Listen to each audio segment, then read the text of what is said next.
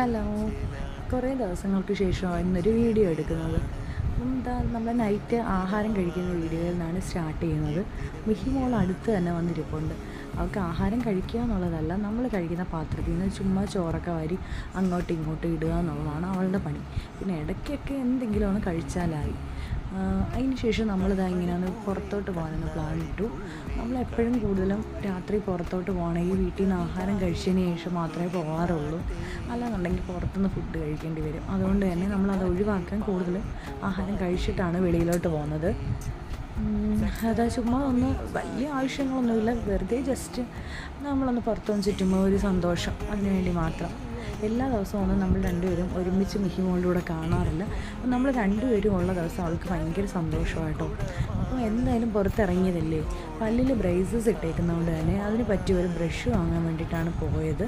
അവിടെ നിന്ന് മിഹിമോൾക്ക് ഒരു ഡാർക്ക് ചോക്ലേറ്റും വാങ്ങിക്കൊടുത്തു. അതിനുശേഷം